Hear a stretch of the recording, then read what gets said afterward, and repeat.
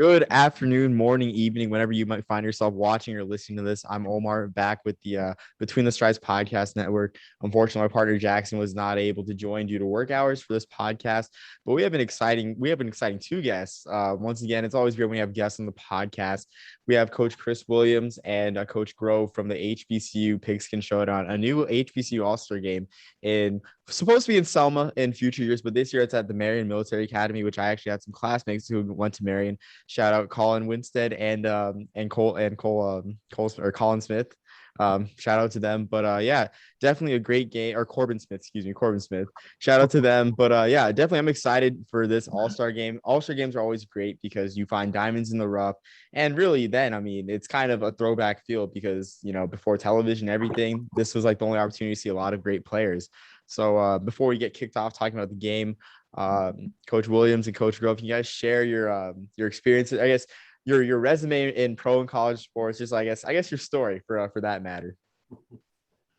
First of all, happy that you allowed us to come on, Omar. We appreciate the invitation there. But with Coach Grove and I go back into if I counted back, we're going back 20 years of football coaching, right? So most of our time has been spent at the high school level, I should say started at the high school level, but most of that 20 years was in the arena football leagues. And so, Coach Grove and I go back to, knowing each other from childhood in Mobile, Alabama, and playing football together there in high school. And so, but we coached together. I was spent 17 years as a head coach at the arena football level, and Coach Grove was always my defensive coordinator. And so we've been around the block. I mean, we've been in Albuquerque, New Mexico. We spent about 10 years in Odessa, Texas. We've been. I still live in Green Bay, which was our last stop on the coaching tour in arena ball there in Green Bay. And I've also done a stint as a scout in the Canadian Football League. So as we were coming out of the business, just to make the story short, I mean, we've always been dealing with these minor league level kids, which was always putting us in a position where we would, speaking with NFL scouts, trying to get these kids opportunities, minor league, whether that's arena league or the CFL for that matter, guys are wanting to get opportunities to play at the next level. So we developed a pretty good list of contacts and connections at the NFL level, and we were out of the business, from that last run in Green Bay, and we just said, hey, how can we, first of all, start a business, because we wanted a break from coaching, and we said, well, let's start a business around something that we know, something that we enjoy, and so we said, how can we still keep helping kids, get those opportunities, and we started searching, man. I mean, we looked into the HBCU background and felt like, there was a gap there when it comes to guys getting opportunities that, true opportunities. So we said, hey, let's jump into the HBCU world. So about 18 months ago, Omar, I mean, we've been at this for a while. We didn't just come out of the gate, yesterday. I mean, for about 18 months ago, we came together and said, hey, let's start this process. And we've been working it and setting it up and getting with the NFL and getting with sponsors, and finally got to the point where we're here now. The city of Selma, both city governments are behind us. City of Marion, both mayors. So things have been good. But that's where we come from. We come from helping kids. Felt like HBCU, needs people like us to step in here and do this, and that's what we're doing. That's very noble. I do have a question. Something came up. You mentioned Albuquerque. Which team in Albuquerque did you coach for? Because I'm an Albuquerque native. Been recently watching a lot of Duke City Gladiators whenever I come home for the summer. So I was just wondering which team you coach for. We took the first 2 years of the New Mexico Stars that was played at. Okay. I watched their games too. Yeah, when I was in middle school. Yeah. Right. Yeah. So we started out with the Stars there. It was an expansion team when we started. It was tough, man. It was tough to recruit to Albuquerque. I mean, we hit the ground running, trying to make that thing work. And then finally, the second year around, we were able to get it to 500. And that's before we took another step to a different team. But, we started out slow and got it running. And to be honest with you, Omar, everything that we set, I mean, to pat ourselves on the back a little bit, everything that we set the foundation of, really was the beginning of the Deuce City Gladiators. I mean, that all of those, a lot of those people that worked for us, a lot of those people that didn't know what arena football was, how arena football worked, a lot of those people, are still with even some of our players. I think the offensive coordinator is one of our players. I mean, so that's, we take a lot of pride in looking back at the Gladiators and saying that had we not, dug in on the stars, then there may not be a Duke City Gladiators. So we feel like we've got some, a good history when it comes to Albuquerque, for sure.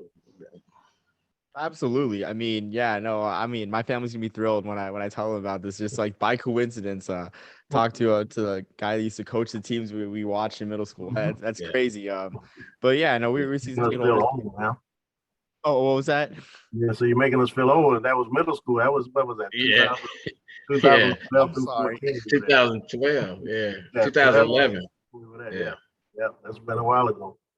Yeah. Well, I'll try not to make you guys feel old, but I guess I'll sort of segue this into saying like I love what you guys are doing with the minor opportunities and just how proud you are of saying that because like I mean a lot of players get their starts there and really carve their niche in pro football in these arena settings too. It's a fast paced game, it's fun, and guys can really carve out really long careers for sure, and like if not get to the next level for sure. So I really admire that. I have some questions. I have a question about I guess you said the game came along 18 months ago. Is that generally I guess the length it takes, or I guess the average length to plan an all-star game like this game, or were you guys on kind of a time crunch with this?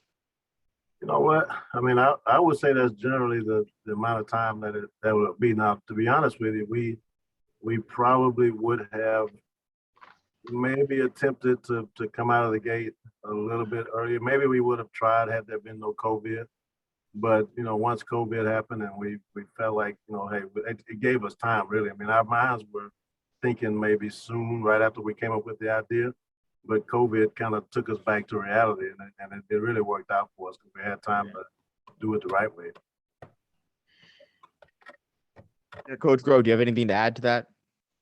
Coach pretty much summed it up, but just I know you're a military guy, so I was in the Marine Corps active, man. So I'll give you that. And that to say, I got the opportunity. Me and Coach grew up together, as he mentioned, in Mobile, Alabama. But I started volunteering in personnel. It's no different than you doing a podcast from your house or wherever you're from, or the barracks, right? So this whole platform is about opportunity. So my background, I got a military background. I've been in multiple branches. 2 trips to the Middle East. I got 10 years of law enforcement. And then, I have a friend from childhood that I stayed connected with in football once my college days were done. And so that door opened, no different than the door that's open for you tonight. And then the door that are open for these kids that we're building a platform for. So not to make or repeat Coach's story, that's just what it's all about. It's building a bridge between those kids, that segment of kids that are getting overlooked, and between the NFL, CFL, and any other, professional leagues that maybe you got European leagues that pay too. So those three, just building a bridge between those three to give people an opportunity. Absolutely. And I think that's great. Like just carve a niche too, like these players, because a lot of these all-star games, I mean, I feel like they're getting overshadowed. Like one in particular for me is like the NFLPA game, which I mean, they target late round picks, but it's like it's almost like it's over like the market's oversaturated when they're competing with the East West Shrine Bowl and the Senior Bowl. But to be, I guess, the preeminent, and I hate the term minor, I guess, preeminent, I guess I guess small town, small market pro football all-star game. That's a heck of a thing to be, honestly, and I love that. And Coach Grove, I guess this is a great transition with your military background. I want you guys' opinion on the site. Were you guys bummed out to not get the site in Selma for your home stadium? Are you guys excited about having the game at Marion? And if it goes well, could that be a permanent thing? I've never been to the campus of Marion, but just like the setting, I guess the whole, I guess, military setting, that could draw some fans as a unique environment. I'll let Coach go on that one. Well, I mean, we're definitely excited to be at Marion. And yes, we were bummed in the beginning. Selma, they had hurricane damage to the stadium, so the seats were in a position where we couldn't get them repaired in time. And we had sponsors that were ready for us to say, hey, where's the game going to be? So we had to go ahead and move over to Marion. Now, Marion is only 20 miles outside of Selma. So in a normal situation, if you're in Atlanta, 20 miles is nothing. I mean, I've lived in Dallas before. 20 miles was my drive every day to the coach's office. So I mean, 20 miles is not that bad. And what we found was that community is just as entrenched in that civil rights history as Selma is. I mean, there's, Coretta Scott King was born in Marion. Martin Luther King and Coretta Scott King got married in Marion. The Alabama State University, Alabama's first HBCU, actually started in Marion. So Marion's got a good history, and you combine that with the two communities. You got the bridge in Selma, you got all that history that happened in Selma. You put all that stuff together, it really makes sense, to be honest with you, to get that whole Black Belt region involved. So as we've been moving forward, I mean, there's going to be a team Selma and a team Marion. Right now, the thought process is to keep doing what we're doing. I mean, one of the teams is going to be practicing in Marion. There'll be some events that happen in Selma, along with a team that lives and practices in Selma. College fairs going on in Selma. So between the two cities, I mean, I think both of them, can take pride in that the game belongs to them. And Absolutely. on top of that, go ahead, Omar. I was going to pass to you, Coach Grow. I was just asking if you had anything to say.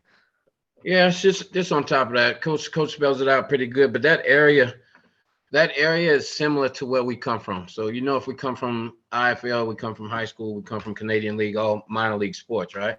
So that area, small market, like you said, we're used to dealing in small markets. We're used to knocking on doors and dealing with local people. So combined with the history, like Coach was talking about, we knew it would be an ideal place to be. Plus, historically, that part of that Black Belt has been, I don't know if the word is forgotten, but they've had some rough times.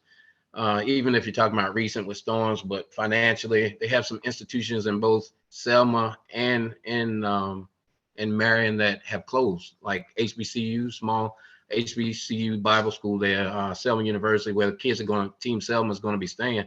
That institution is struggling to stay open. There was another institution in Selma that closed recently. You got not a HBCU, but there's a small all women's college in Marion that's closing. So we're hoping with all this opportunity we're trying to give to these athletes, to schools, give people a platform that it brings the nation's attention back to that area financially. I hope business will come in, people will have an interest in going into these areas and kind of bringing them back to life, if that makes any sense.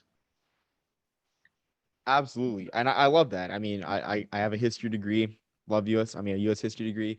History tourism, it's great, and it should be more money should be poured into it. And Selma, where else has more history than Selma in terms of not only civil rights movement, but America in history. So really enjoy this for sure.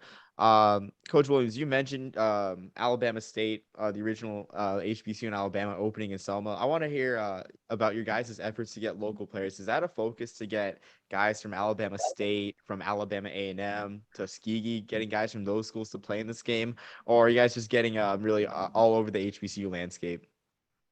I think naturally we look at those schools. I mean, we want those guys to be involved. But to be honest with you, Omar, the first thought process is to make sure that the NFL scouts see a group of guys that makes sense for them to be seeing. So for us, I mean, we do have some guys from A&M. We do have some guys from Miles College there in Alabama. We hadn't touched Tuskegee yet, but there's a couple of guys that we're going to invite. So right now it's just about building the best, 90-man, 45-man per team roster that we can build. Because earlier you mentioned about, being oversaturated, but when it comes down, it gets oversaturated to the fans. But when you're talking about NFL scouts and CFL scouts, they can't watch enough of these kids, right? So there's really no such thing as saturation when it comes to scouts.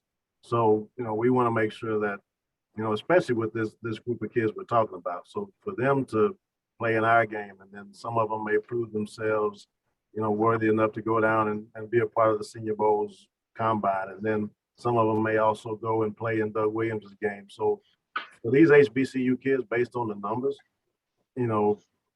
one guy getting drafted in the last two drafts, I mean, based on that, there's not really a such thing as oversaturation. So we we just want to make sure these scouts see as much of these kids as they can see.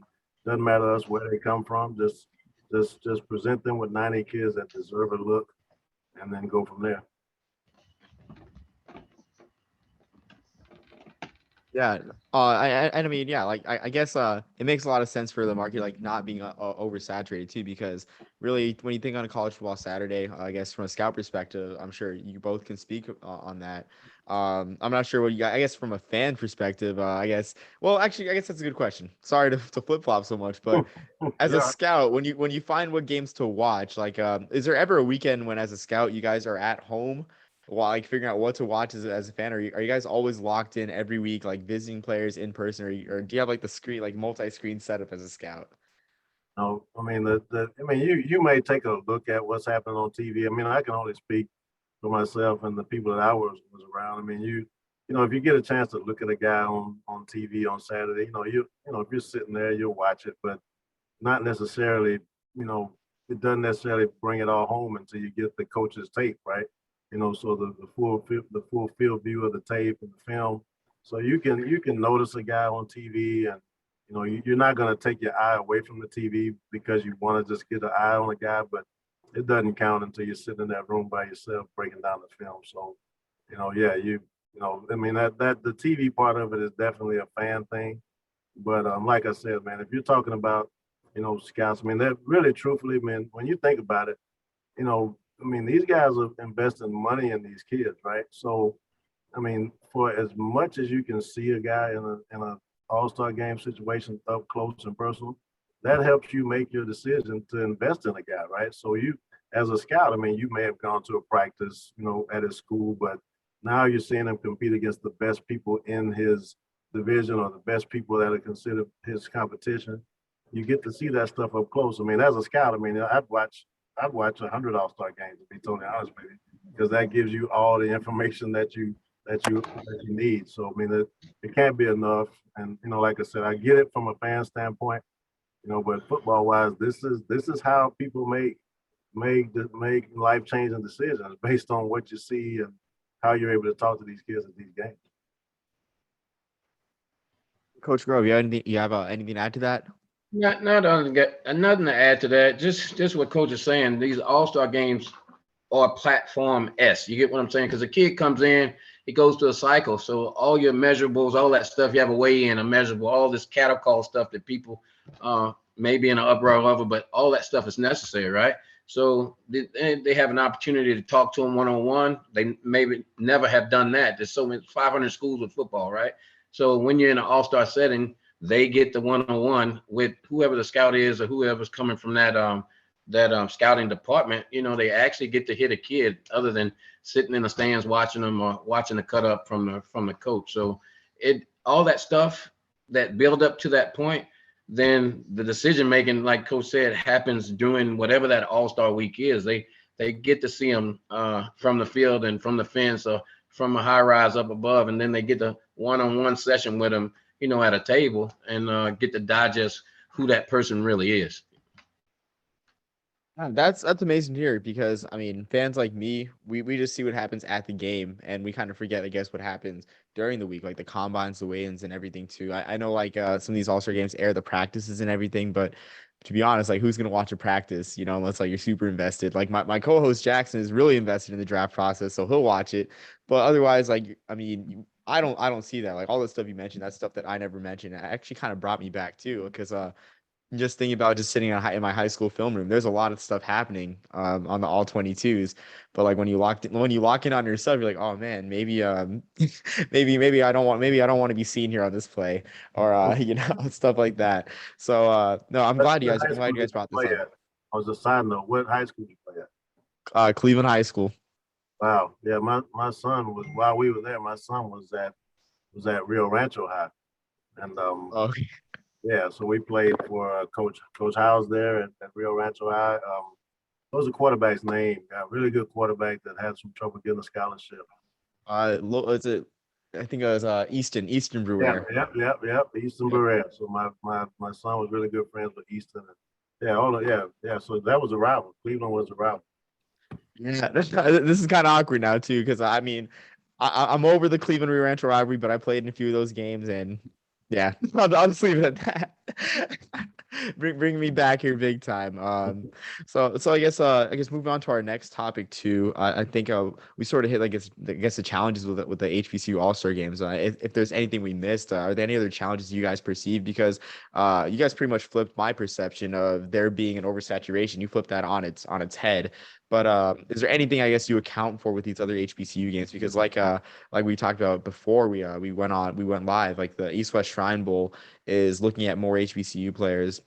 You already had the Spirit of America and the HBCU Dream Bowl in Roanoke, looking at HBCU players, even though they mix in Division II and Division III players where they see fit. So that one's kind of straying away from the HBCU almost exclusive model. And then you have the Legacy Bowl, which the NFL is backing, and a lot of NFL stars. So are there any, I guess, things you guys are considering with those games also in the fold?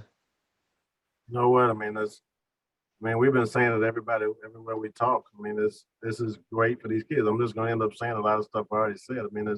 When we look at our database, Omar, just of HBCU prospects, there are 350 kids in our database that have at least gotten on the radar when it comes to the NFL. So if we take 90 and Doug Williams takes 100, we're still going to leave a bunch of kids that don't get a chance to play in an All-Star game. So there's a lot of kids, man, that need to be seen. And, so we're all doing this together. Senior Bowl, I think, is going to bring 50 guys in for that combine. So, so between all of us, of that 100 plus 90 plus 50, some of them are going to be at all of our events. So we may only be talking about, 172 guys, right? That are going to get a legitimate opportunity. So this stuff is needed. It's like I said.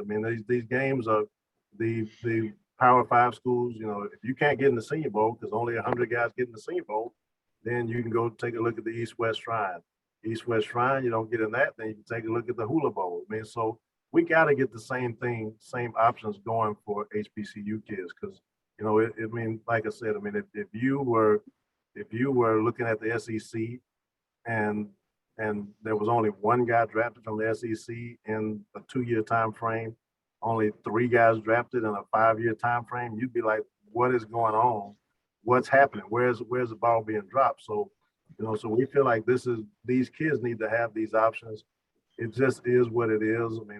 It's a different league that has lost a little bit of its attention. And these kids need to be able to say, hey, you know what? I can get in this system too. And I can get evaluated, and these scouts can find out as much about me too. You know what? I'm going to go to 2 games and a combine, even though I might not get invited to the Senior Bowl. So all of us have to work together. We've said it to Doug Williams. We've said it to the folks down there at the Senior Bowl. All this stuff needs to really go together, and we all are helping these kids together. So we can't, and I'm going to say it politically incorrect. Sometimes, my Black people, sometimes we think there's only one of something, right? So that's not the case. We got to do this together. It's not a competition. It's not Doug Williams or us. That's just not what it is. We just got to all work together and change the landscape of HBCU players getting into NFL camps. Even if it's not drafted, there's more kids that should be in camp, and we all know it. Yeah, no doubt. Yeah. Yeah, you guys mentioned all very good points too, and I think it's a very moving argument you guys make to put forward too about working together. Because I was just thinking I think from like a money perspective, like there's money to be made with these games, which there is, but again, it's about the players too, and that's just so refreshing to hear that. With you guys' mission. And I gotta say too, with what you said about the bowl games, like these guys not getting shots, I always think about this. Like the one that sort of sticks in my head is Amir Hall from with Bowie State a couple years ago. And he was invited to the NFLPA Bowl, and he only threw one pass. I think he only threw one pass. It was like a check down, it was incomplete, and then the rest of the one drive he had, he just handed off the ball, and it's like, why invite the guy? The guy lit it up out there in the CIA. why invite him if that's just what it's going to be? And, games like these are where these guys are going to shine and, put on a show. Because I mean, as much as I love these All-Star games, a lot of them tend to be like low scoring and whatnot. I mean, it'll be cool to see some points for some of these games for once. Yeah. But but speaking of points too, and I guess this will head into our final topic about players that you guys like a lot that have already accepted invites.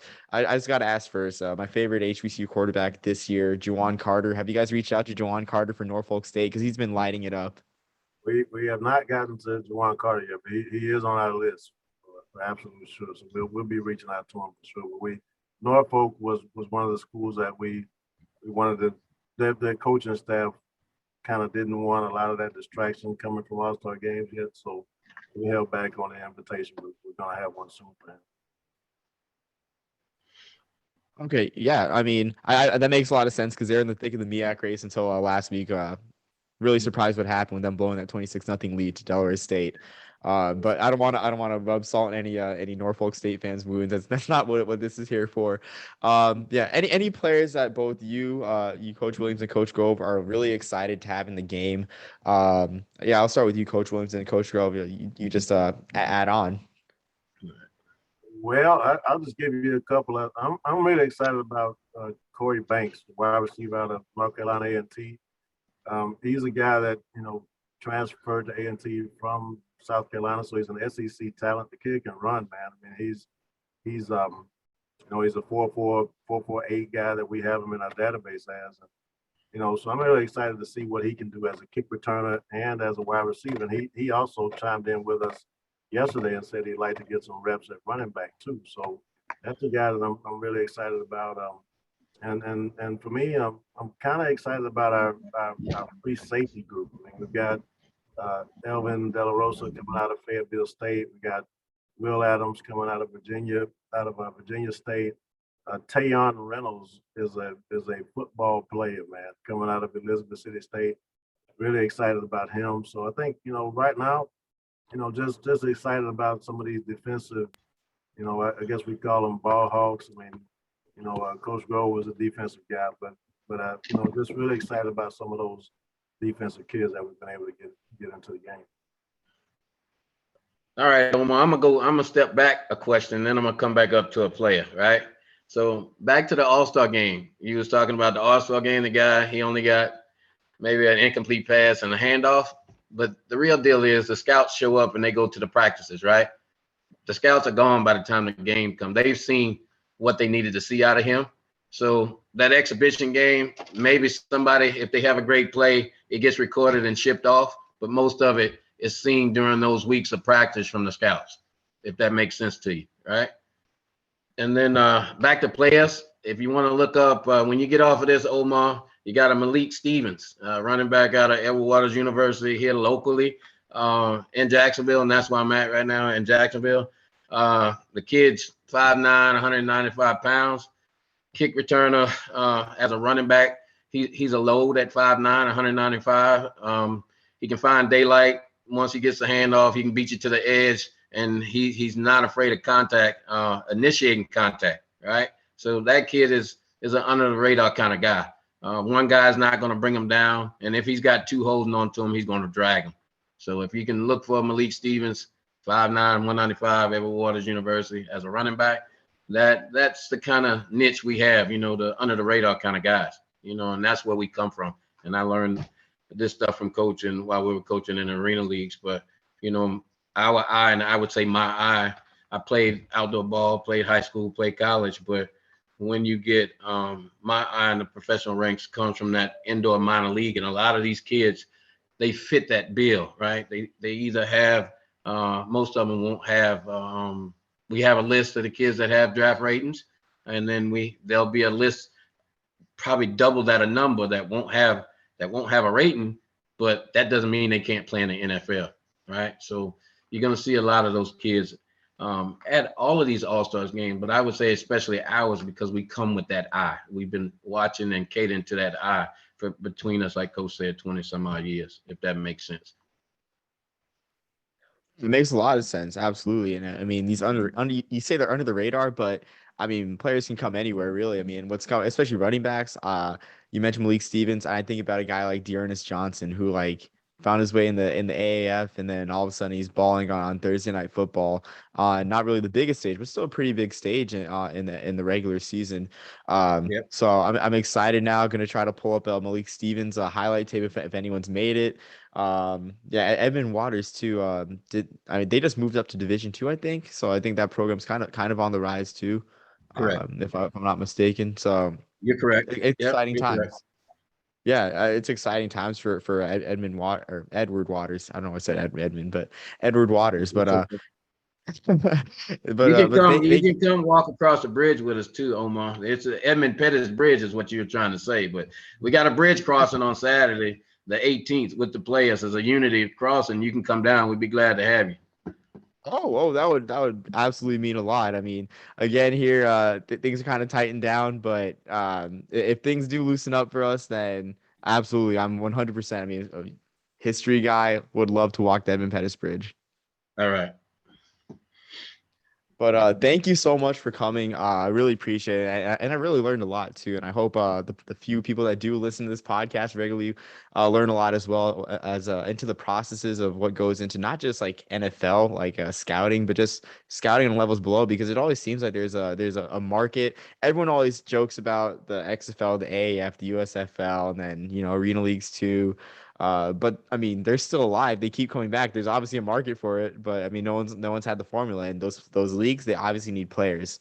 So thank you so much. Do you guys have anything final to say? Final to add? I gotta throw one thing in since you're an Albuquerque guy, and you may have been too young to remember this, but when Terrell Owens, T.O., was playing in the arena leagues, he came through and played a game in the Star Center. Do you remember that?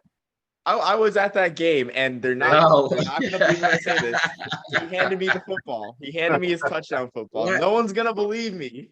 No one's going to believe me, but he handed me the football. I believe you. We were there, Omar. So my story is Coach Grove was the defensive coordinator in that game. Even if you go look it up to this day, there was a play where we actually knocked Terrell Owens over the wall that lives as one of the most infamous Terrell Owens plays of all time. But that was a play called by Coach Grove to make that happen. So you have to go look that up. We had some good fun in Albuquerque for sure. Yeah, we did. I will. I see. I oddly enough, I don't remember that play, but I'm sure it'll bring back the memories right away. I think everything just blurred after Terrell Owens like picked me out of all the kids that were gathered there. But I just hope they believe me. I mean, I'm not telling a tall tale. He handed me the football.